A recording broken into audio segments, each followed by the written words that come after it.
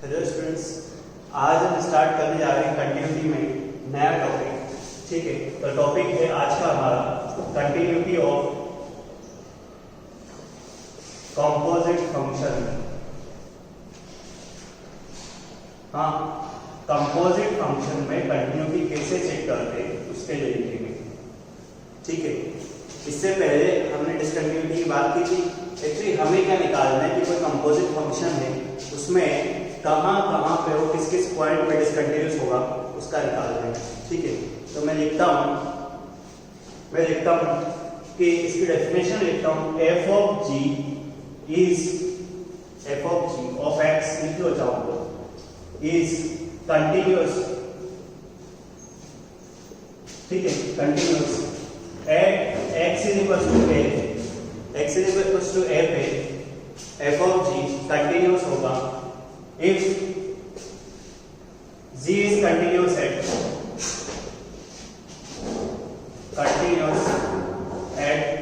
x is equals to a, मतलब g को continue होना पड़ेगा a पे and f have to be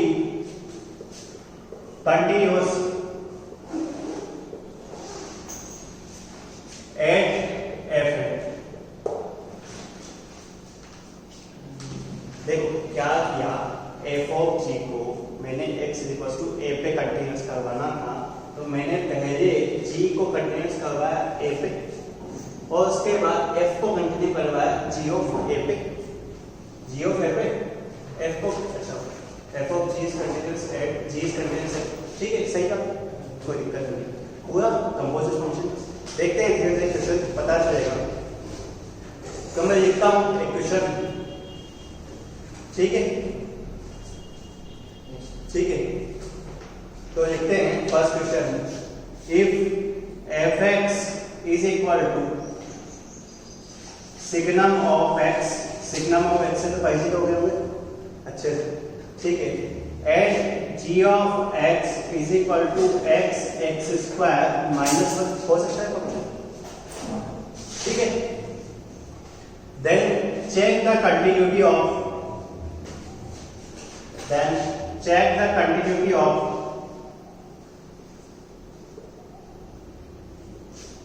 f of g and g of x।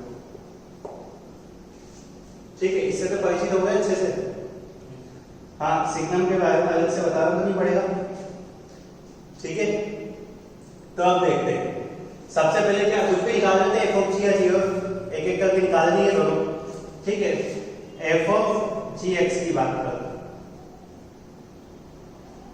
ठीक है, चाहो तो इधर लिखो f of gx की बात करता हूं तो f के अंदर gx आएगा। ठीक है, f के अंदर gx आएगा, तो gx क्या है, सिग्नम x। gx क्या है, अच्छा ये। ठीक है, तो f के अंदर क्या आएगा, x स्क्वायर माइनस 1। ठीक है, तो अब क्या आया, और जो आया हमारा वो आया सिग्नम के अंदर x माइनस 1 x प्लस 1। हाँ, इसमें कोई दिक्कत,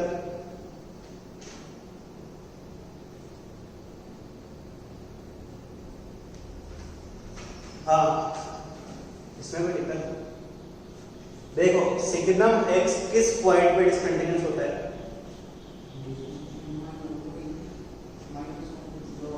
देखो 0 वाले पॉइंट पे signum x is discontinuous at 0, क्योंकि 0 से पीछे नेगेटिव 1 रहता है और 0 से आगे पॉजिटिव 1 रहता है। उसके अलावा तो बाकी सारे पॉइंट पे स्ट्रेट चलता रहता है, क्योंकि पॉजिटिव वाले में सब पे 1 रहता है, नेगेटिव वाले में सब पे 0 रहता है और 0 पे 0 रहता है, पर 0 से आगे और पीछे डिसकंटिन्यूस हो जाता है। ठीक है, तो मतलब इसके अंदर सिग्नम के अंदर जहां जहां 0 बन रहा है वहां पे डिसकंटिन्यूस होगा। मैंने कहा है कि सिग्नम x जहां पे 0 होगा वहां पे डिसकंटिन्यूस होगा। तो x क्या है, x अब ये हो गया, अब ये कहां पे 0 है, 0 पे 1 पे और माइनस 1 पे। ठीक है, तो ऐसा लिख सकता हूं मैं f of g is discontinuous at x is equals to 0, 1 and -1। ठीक है, यहाँ पर कोई दिक्कत? f ऑफ g में कोई दिक्कत? तो अब g ऑफ f की बात करें, g ऑफ f बिल्कुल आसान सा नहीं, यहीं पे कर दूंगा। ठीक है, g ऑफ fx, ठीक है, g के अंदर fx पुट करना है, तो g के अंदर fx पुट करना है, तो g लिखूंगा, अंदर fx की जगह पे लिखूंगा सिग्नम ऑफ x। हाँ, कंपोजिट फंक्शन निकालने में कोई दिक्कत नहीं आती। हाँ, g के अंदर सिग्नम ऑफ x, तो सिग्नम ऑफ x, ठीक है, सिग्नम ऑफ x +1 और सिग्नम ऑफ x -1। यहाँ पे कोई दिक्कत? देखो x² -1 लिखा था, तो उसे x + 1 x -1 रख दिया और x की जगह पे सिग्नम ऑफ x पुट कर दिया। हाँ, अब बताओ क्या करें? कैसे पता चलेगा कि ये कहाँ डिसकंटिन्यूअस है, कहाँ कंटिन्यूअस है?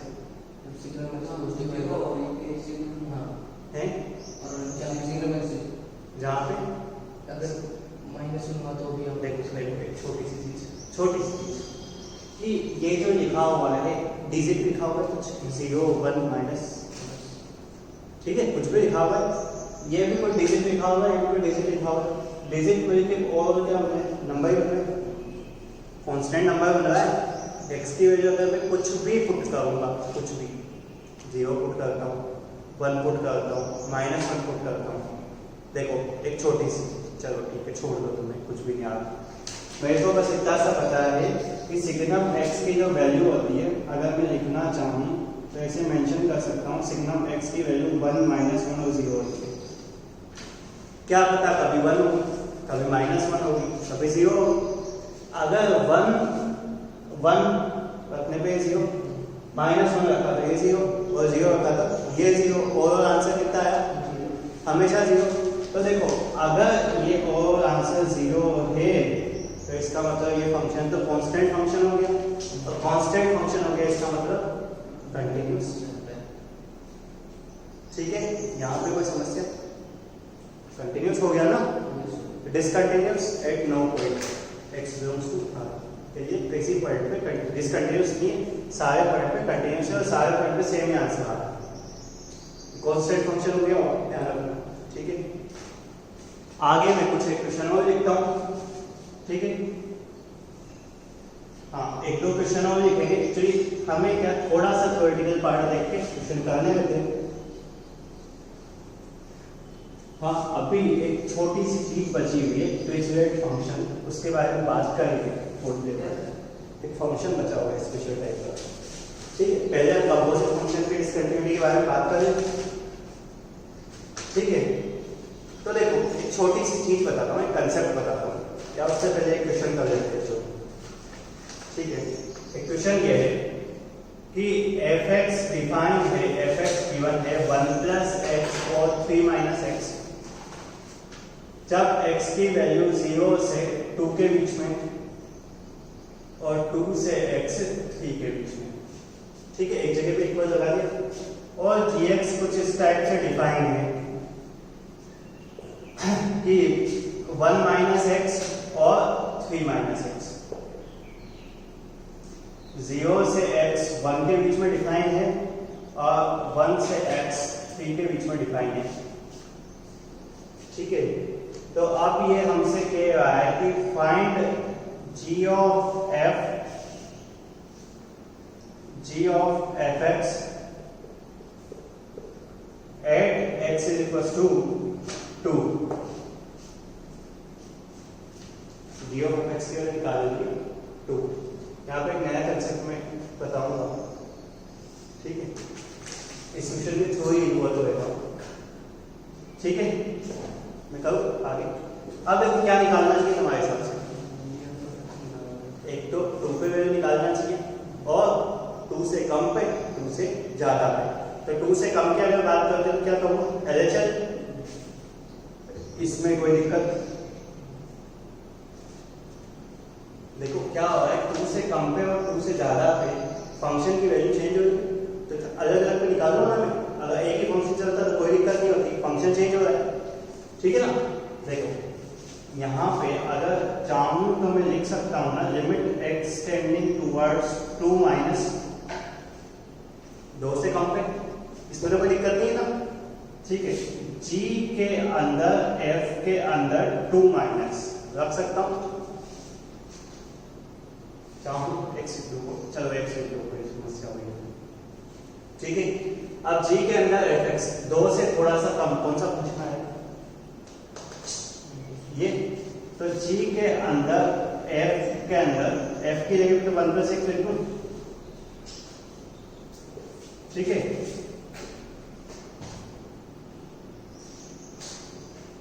टू माइनस, अब 2 माइनस रखता हूं तो देखो 1 + 2 माइनस और क्या है 3 माइनस, 3 से कम, 3 से कम, g से कम f में मतलब और 3 माइनस, g में 3 से कम वैल्यू, तो g में 3 से कम दिया है 3 - 3 और कितना लिखूं 0, चाहूँ तो ऐसा लिख दो और आंसर h आएगा तो 0, ठीक है। हाँ, अब दूसरी चीज क्या निकाल दी, आईचल की अगर बात करें तो g के अंदर fx मैं यही लिखूंगा, limit x tending towards 2 plus g के अंदर fx, ठीक है। g के अंदर fx 2 से थोड़ा सा ज्यादा, आई थिंक ये, ठीक है, ये ना limit x tending towards 2 plus g के अंदर f 2 प्लस रखूंगा तो कितना आएगा 1 माइनस कितना 1 minus x, 1 minus x 2 plus, अच्छा f के अंदर 2 प्लस रखना, ये गलती कर रहे हैं, f के अंदर 2 प्लस रखना था 3 माइनस x,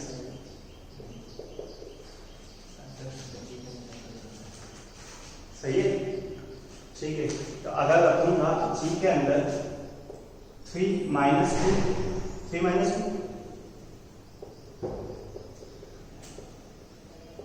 हाँ देख रहे हैं ना सारा, 2 से थोड़ा सा ज्यादा, 2 प्लस रख रहे हैं ना, 2 से थोड़ा सा ज्यादा और 2 से थोड़ा ज्यादा रखा तो कितना बचा, g के अंदर 1 माइनस h, 1 माइनस h, 1 से थोड़ा सा कम,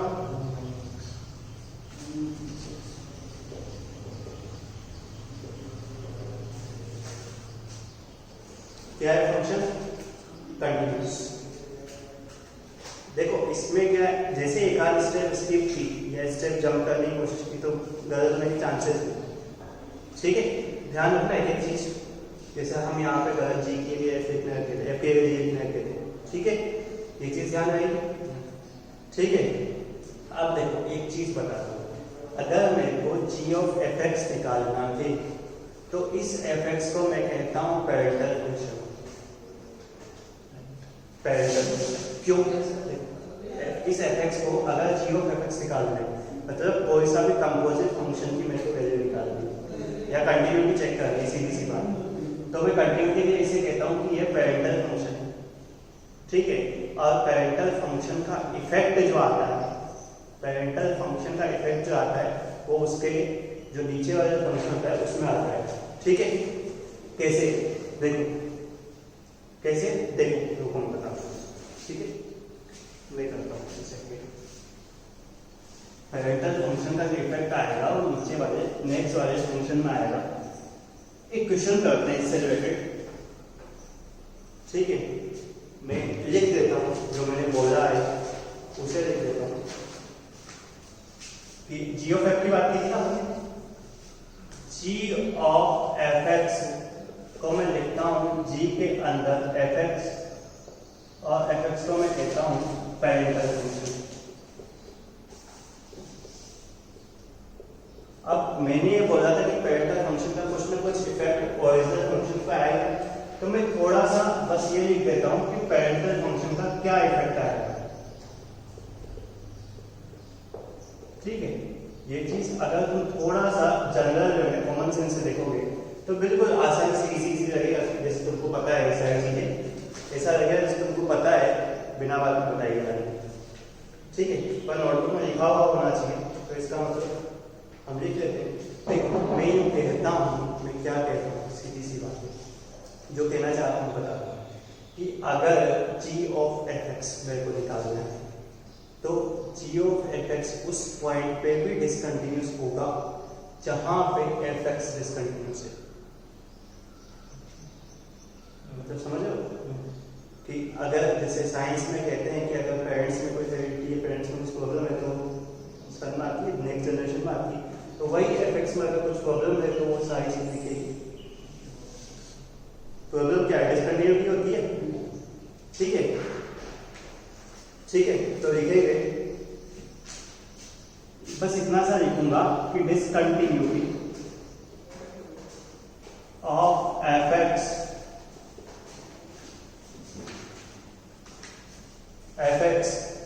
is can be shown line का सही मतलब निकाल देना इन g ऑफ fx। मैं बस इतना सा कह रहा हूं कि अगर fx में कुछ डिसकंटिन्यूटी है तो वो g ऑफ fx में मिलेगी। जो लाइन बोल रहा हूं उसका मतलब निकालना, इसका मतलब वैसे दिख रहा है सेम यही आ रहा है, पर फिर भी कुछ और इंग्लिश से मतलब निकालना। ठीक है, जैसे एक क्वेश्चन है, ठीक है, क्वेश्चन है फाइंड पॉइंट ऑफ DC मतलब डिसकंटिन्यूटी।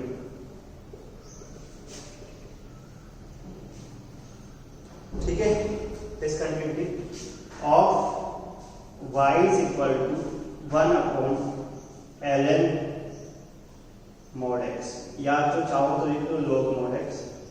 मैं ln इस वजह से लिख रहा हूँ क्योंकि मेरे बेस मेंशन नहीं करना पड़ेगा। ठीक है, हाँ, अब इस फंक्शन का हमें क्या निकालना है? एक पॉइंट ऑफ डिसकंटिन्यूटी। अब मेरे को एक चीज पता है कि ये जो फंक्शन जो लिखा है ना, ओरिजिनल में ऐसा कोई फंक्शन होता ही नहीं।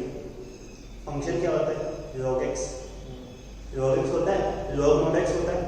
log mod x भी देखा था हमने, ग्राफ भी बनाया था। ठीक है, उसके अलावा क्या फंक्शन होता है? 1/x। तो अगर थोड़ा सा ध्यान से देख पा रहे हो तो देखो मेरे को ऐसा दिख रहा है कि अजम्पशन में कर सकता हूँ कि अगर मैं f ऑफ g निकाल रहा था, ये कोई कंपोजिट फंक्शन होगा, सिंगल फंक्शन तो होगा ना, एक डायरेक्ट फंक्शन नहीं होगा, ये क्या होगा? Composite function.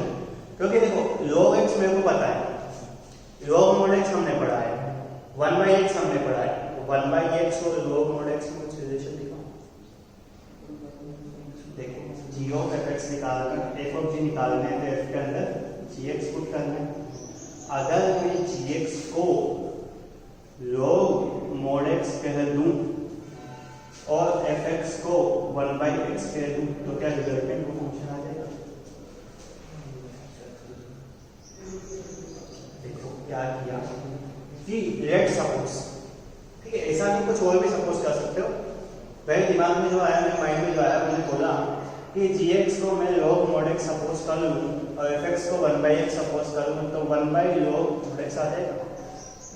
ठीक, मतलब ये है कि ये फंक्शन कंपोजिट फंक्शन है और दो फंक्शन से मिलकर बना है। चाहो तो और अच्छे से अगर लिखना चाहो तो ऐसा कह सकते हो कि gx के अंदर भी कोई mod x था, तीसरा फंक्शन था, क्योंकि log x था, log x के लिए mod x है, कोई तीसरा। ठीक है, चलो हम दोनों ही काम चला रहे हैं। ठीक है, आप देखो मेरे को ये पता चल गया कि जो पेरेंटल फंक्शन है वो क्या है। ठीक है, ठीक है, और जो नीचे वाला फंक्शन है, हेरिडिटी फंक्शन है, वो क्या है? 1/x।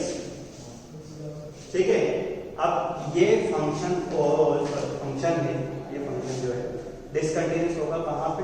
जहां पे डिसकंटिन्यूस होगा वो साथ में, ये तो इस दोनों के इफेक्ट साथ में लिखेंगे ना, तो ये फंक्शन कहाँ पे डिसकंटिन्यूस है?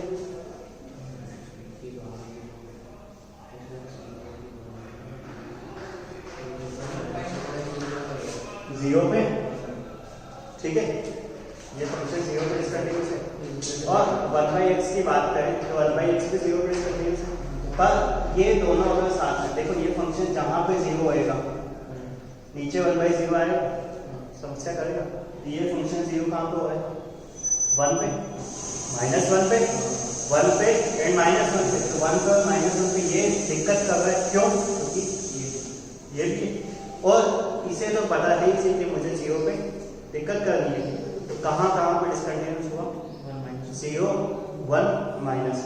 अगर समस्या है तो हम ग्राफ बनाते हैं पूरा फंक्शन का, ठीक है? मैं पूरे फंक्शन का ग्राफ बनाऊंगा, ठीक है? डिसकंटिन्यूअस मैं लिख देता हूं, अभी इस पे बहुत डिस्कशन बाकी है। Discontinuous at x is equal to -1, 0, 1, ठीक है? देखो क्या किया कि ग्राफ की बात क्यों कर रहे हैं। देखो सबसे पहले अगर ग्राफ की बात भी करते हैं तो उससे पहले मैं बता रहा हूं कि ये फंक्शन 0 पे डिसकंटिन्यूअस है और ये 0 बन रहा है कहां पे? 1 और -1 पे। वैसे लोग एक्सेप्ट हमेशा पॉजिटिव करते हैं, पर मोड है इस वजह से नेगेटिव भी एक्सेप्ट कर रहे हैं, ठीक है? देखो सबसे पहले जो तुम्हारा ग्राफ जो बनना था वो log x का बनना है। log x का है कि ये कुछ ग्राफ, इस पे कोई दिक्कत, ठीक है? log x का ग्राफ था। अब अगर तुमने कह दिया कि log mod x का ग्राफ बनाना है तो mod x is an even function. mod x even function है। इवन फंक्शन का ग्राफ y एक्सिस के अबाउट सिमेट्रिकल होता है, मतलब जितना पॉजिटिव में वो कभी नेगेटिव में आ जाएगा। तो अगर ध्यान से देखोगे तो क्या ऐसा ग्राफ बन सकता है? जो इधर था उसकी मिरर इमेज में बना है, बिल्कुल एक्यूरेटली बना, पर हाँ ऐसे ही बनेगा, जितना इधर था उतना इधर बन गया। ये चीज ठीक है, यहां तक कोई समस्या? ठीक है। अब इसके बाद तुमने कहा कि इसे 1/1 में डालना है, मतलब इन्वर्स करना है, सीधी सी बात है। मतलब इन्वर्स करने इन्वर्स फंक्शन निकालने की बात नहीं कर रहा कि 1/1 में डालना है, डिवाइड में डालना है। जो फंक्शन है अपना, ये फंक्शन है, इसका ग्राफ मैंने ये बना दिया। अब इसका उल्टा ग्राफ बनाना है, तो उल्टा ग्राफ बनाना है तो जहां पे ये फंक्शन 0 हो रहा है वहां पे क्या होगा? इनफाइनाइट 0 होगा, तो 1/0 इनफाइनाइट होगा ना। जहां पे इनफाइनाइट हो रहा है वहां पे क्या होगा? 0। सही बात है ना? ठीक है ना? हाँ, तो अब मैं ग्राफ बनाता हूं 1/log e बेस पे mod x। देखो एक्चुअली अगर मैं ग्राफ बना दूंगा इसका तो हमें एक्चुअली रियलिटी पता चल जाएगी कहां पे फंक्शन डिसकंटिन्यूअस हो रहा है, ठीक है? अब देखो कि अगर इस फंक्शन की अगर मैं बात करूं थोड़ा सा अच्छे से, कि अगर इस फंक्शन की अगर मैं बात करूं, ठीक है ना, ये इधर भी -∞ पे जा रहा है, -∞ पे जा रहा है, log 0 -∞ होता है, ठीक है? तो देखो 1 पे ये 0 हो रहा है, -1 पे 0 हो रहा है, 1 और -1 पे 0 हो रहा है, ये वाला फंक्शन। और ये वाला फंक्शन क्या होगा? 0 पे इनफाइनाइट और -∞ पे, ठीक है? तो एक बार करता हूं मैं 1 और -1 पे एक लाइन ड्रॉ कर देता हूं, ठीक है? जैसे तुमने कहा कि 0 पे ये -∞ जा रहा है, ये वाला फंक्शन 0 पे -∞ जा रहा है, ठीक है? तो ये वाला 0 पे कहां पे जाएगा? 1/-∞ कितना होता है? 0। तो 0 पे मैंने कर दिया 0, ठीक है? अब अगर देखोगे तो वैल्यू नेगेटिव ही चल रही, -1 से 1 तक वैल्यू नेगेटिव ही चल रही है। तो देखो अगर ये 0 है तो ये कितना बनेगा? इनफाइनाइट। 1 पे 0 है तो इनफाइनाइट बनेगा। एंड सिमेट्रिकल अबाउट, देखो जो ये बना था उसका जस्ट उल्टा क्या किया? सागर में सीधा सा, ये 0 पे जा रहा था -∞, ये 0 पे आ गया 0, उल्टा किया जस्ट। ये 1 पे जा रहा था 0, 1 और -1 पे, तो 1 और -1 मैंने पहुंचा दिया -∞, ठीक है? नेगेटिव में जा रहा है इस वजह से -∞, अगर पॉजिटिव में जाता तो +∞ होगा, ठीक है? अब बात करें कि 1 पे स्टार्ट हुआ 0 से, मतलब इनफाइनाइट से स्टार्ट हुआ। इनफाइनाइट कौन सा? पॉजिटिव वाले से स्टार्ट हुआ, 1 पे 0 से स्टार्ट हुआ तो ये इनफाइनाइट से स्टार्ट हुआ, ये इनफाइनाइट से स्टार्ट हुआ तो ये चलता गया।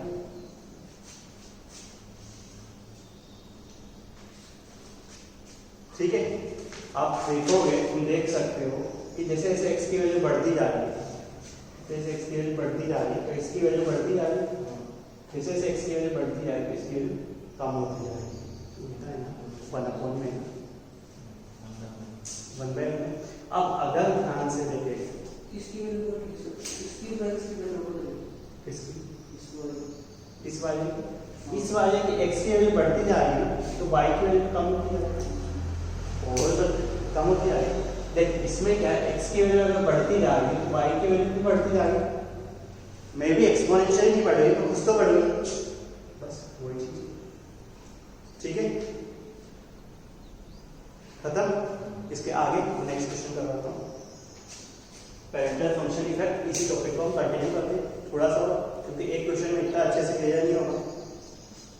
ठीक है, हटाइए। देखो ग्राफ हमें बनाने सीखने पड़ेंगे तो कोशिश करते हैं कि जहां जहां यूज में आ सकता है ग्राफ का वहां हर जगह ग्राफ बनाएंगे।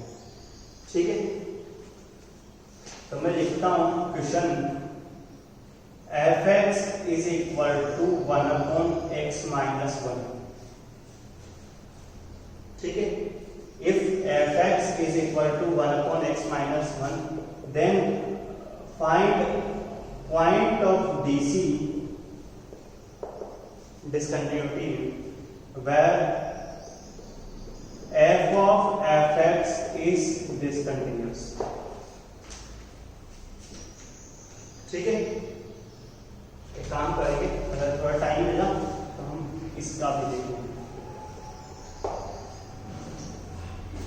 ठीक है, पहले तो ये काम है खास किए। ठीक है, इधर देखना कि f(x) अगर लिखा हुआ है 1/x-1 तो मैं सीधा सा लिख देता हूं it is DC discontinuous at x = 1। यहाँ पे कोई दिक्कत, देखो ये इस फंक्शन के अंदर f of x निकालेंगे तो f(x) इसके अंदर जाएगा, पैरेंटल भी f(x) ही है, तो मतलब इसका x = 1 डिसकंटिन्यूअस साथ में चलेगी ना। अब अगर तुम बात करते हो f of f(x) निकालने की तो f के अंदर क्या है? ठीक है, f के अंदर 1/x-1। यहाँ पे कोई समस्या था क्या? लिखे 1/x की जगह कितना है? यहाँ पे कोई दिक्कत? अगर सॉल्व करेंगे थोड़ा सा सही तरीके से, हाँ यहाँ पे कोई दिक्कत, तो ये कितना बना? सही है, सही है। ये किस पॉइंट पे डिसकंटिन्यूअस हुआ? लेकिन अगर कोई मुझसे पूछेगा, देखो अगर कोई डायरेक्टली मुझसे पूछता है कि ये फंक्शन किस पॉइंट पे डिसकंटिन्यूअस है तो क्या कहूंगा? x = 2। अगर कोई पूछेगा कि f of f(x) किस पॉइंट पे डिसकंटिन्यूअस है तो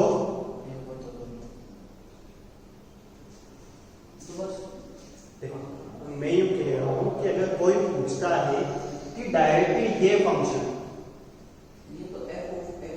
ये f of f है, क्योंकि हमें पता था कि f(x) में f(x) ये कंपोजिट किया तो यार अगर किसी ने डायरेक्टली पूछा कि ये फंक्शन gx लिखा है, suppose let gx = this, find the point where this is discontinuous, तो ये तो सीधा सा दिख रहा है कि 2 पे डिसकंटिन्यूअस, पर जब तक हमें पता नहीं है कि किस फंक्शन से आया है तो हम कैसे बता दें कि 1 पे डिसकंटिन्यूअस? ऐसा तो नहीं कि ऐसा कोई रीजन मत लगाना कि 1 पे 0 हो रहा है इस वजह से डिसकंटिन्यूअस, ऐसा तो कोई रीजन नहीं है ना। अगर ऐसा रीजन है तो इसमें खत्म कर देते हैं। ठीक है, ये करें? ठीक है, तो ये सीधा सा लिख रहे हैं ना कि DC एट x = 1 and 2, ऐसा पूछता है कहीं ना कहीं कि find the point of DC, find the number of point of DC, find the total number of point of discontinuity, या find the summation of point of discontinuities. जितने discontinuity के पॉइंट है उनका समेशन भी पूछ सकता है, कुछ भी पूछ सकता है, हमें पूरा सॉल्व करना आना चाहिए। ठीक है, हाँ अब क्या निकालना है, f of fx। तो देखो जैसा तुमने कहा f of fx निकालना है, ठीक है, तो मैं क्या करता हूँ कि देखो पहले आधा बना हुआ काम तो है ही अपने पास, तो मैं क्या करता हूँ कि f के अंदर f of x रख देता हूँ। अब देखो f of x तो है ही, डबल एफ वाला तो है ही, तो इसके अंदर सीधा सी इनपुट कर दो f के अंदर 2 माइनस x, 2 माइनस x। हाँ यहाँ पे कोई समस्या डायरेक्ट कर दिया, 3 बार करते हैं उससे बढ़िया पहले से किया हुआ है हमने। ठीक है, 1/x minus 1 2 minus x minus, सही। ठीक है, देखते जाना बस, गड़बड़ कैलकुलेशन नहीं होनी चाहिए। x माइनस 1, ठीक है, माइनस का 2 माइनस x और ऊपर गया 2 माइनस x, तो ओवरऑल कितना है 2 minus x, x minus 1 minus का 2 प्लस का x, सही है। मेरे हिसाब से आया 2 माइनस x और 2x माइनस 3। ये फंक्शन कहाँ डिसकंटिन्यूअस है,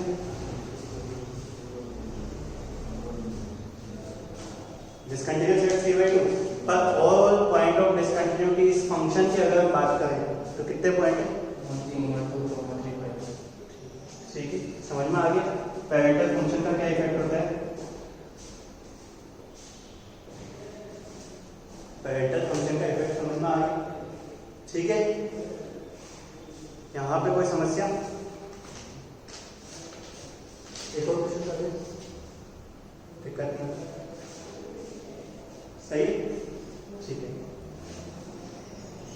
देखो जितने ज्यादा क्वेश्चन करोगे उतना ज्यादा अच्छा लगेगा, अपन नंबर ऑफ क्वेश्चन ही ज्यादा कर रहे हैं। ठीक है, अब देखता हूं मैं question, if fx is equal to 1/x minus 1, ठीक है, and gx is equal to 1/x square plus x minus 2,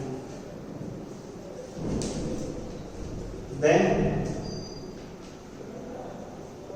find point of DC लिखो ना, of g of fx, g of fx के point of discontinuity find out करें। कैसे करें, g के अंदर fx को करते हैं, सबसे पहले g के अंदर fx पुट कर दें। ठीक है, एक काम करते हैं, g के अंदर f पुट करता हूँ, f क्या है 1/x माइनस 1, तो g के अंदर f पुट करूंगा, अगर ध्यान से देखोगे तो ऐसा भी कर सकता हूँ, देखना कुछ क्या कर रहा हूँ, g के अंदर f पुट करना है, g के अंदर x था, तो ऐसा लिख सकता हूँ,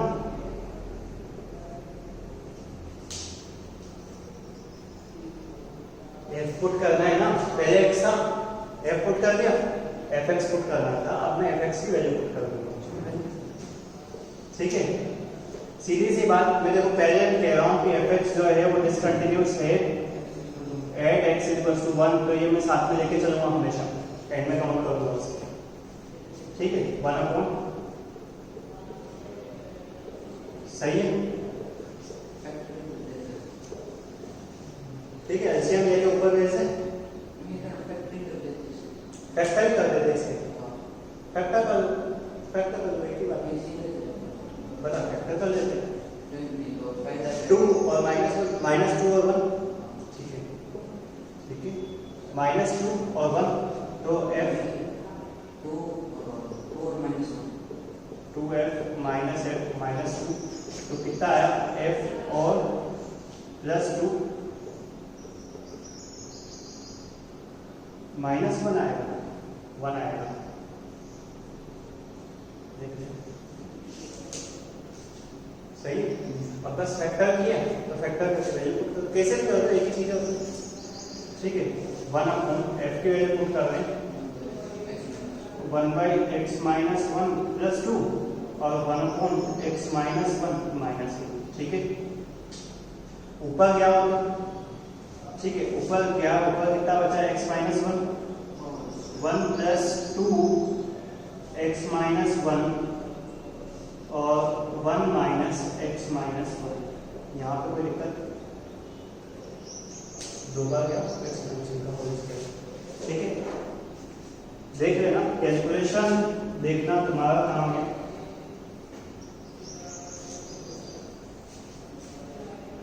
हाँ, बताना क्या आया, x माइनस 1 का होल स्क्वायर और इधर से आया 2x माइनस 2, हाँ इधर से कितना आया x प्लस 2 माइनस x, हाँ तो ये किस किस पॉइंट पे डिस्कंटिन्यूअस,